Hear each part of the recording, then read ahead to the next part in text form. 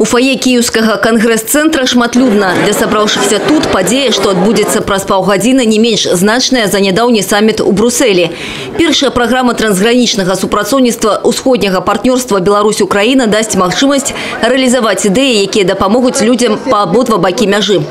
Причем Брестская область удзельніца большасці атрымаўшых гранты проектов.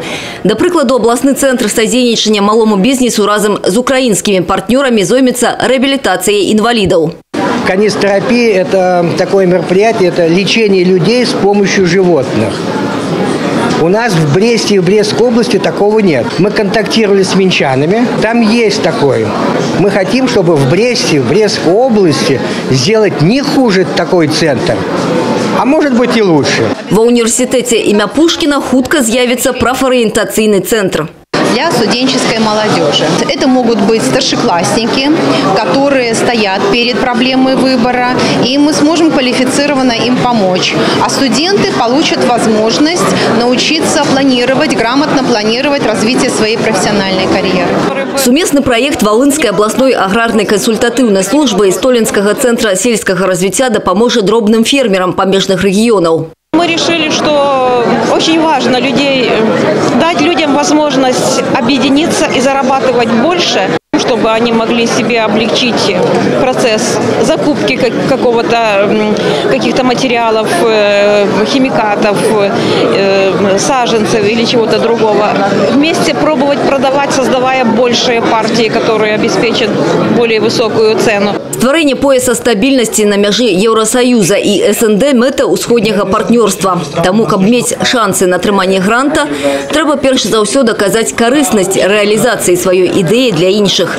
С 150 заявок эксперты программы выбрали 18 лепших. Сярод пераможцаў дзяржаўныя установы, громадские организации, университеты. Инициатива на самом деле стала намного больше. Интерес очень высокий к данным проектам. Они реализуются, и чем больше людей вовлечено в эту программу, в эти инициативы, тем больше и шире реализуются данные проекты, и в том числе на нашей территории. И то, что в 10 раз больше заявок, чем сумма, которая в распоряжении, это, конечно, хороший индикатор, что эта программа уже успешная. Я думаю, что там есть еще потенциал на расширение. Поляпшэнне ўмоў жыцця, вырашэнне праблем экалогіі, занятасці медыцыны, падтрымка культурных, адукацыйных, спартыўных ініцыятыў. Зусім хутка праекты увасобяцца ў канкрэтныя справы. У ліку падпісантаў і тыя, хто можа прадэманстраваць вынікі ўдзелу ў іншых трансгранічных праграмах. Брестское областное управление МНС – рекордсмен по колькости отрыманных грантов. За последние годы, благодаря реализации нескольких проектов, мы получили новую технику, новое оборудование. И мы сегодня смело говорим, что наш пожарный спасатель соответствующим образом уже экипирован и может выполнять любые задачи по ликвидации всех возможных чрезвычайных ситуаций, которые могут быть на территории нашей области. Мы реализовали 7 проектов и в стадии разработки еще 8 проектов. Дякуючи МНС и усходнему партнерству, у дзіцячых садках Брестской области з'явятся новые гульнявые покои, а у их выхованцев жыццёва необходные веды по бяспецы. Конечно, и Евросоюз, те, которые, кстати, на прошлой неделе принимали решение, был саммит в Брюсселе, да, по восточному партнерству, они тоже видят, что здесь происходит, какой активный отклик. И я убежден, что будет услышан в Брюсселе не только это, но перед нами еще осуществление тех 18 проектов. И когда будет, как я убежден, хорошие результаты во всех случаях, всех вот эти результаты тоже будут услышаны в Брюсселе. И мы с вами надеемся, что это направление работы наше с вами продолжится обязательно.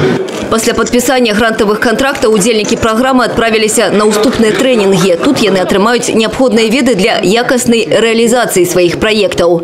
Алиса Грыгарчук, Василь Полховский, телерадиокомпания «Брест».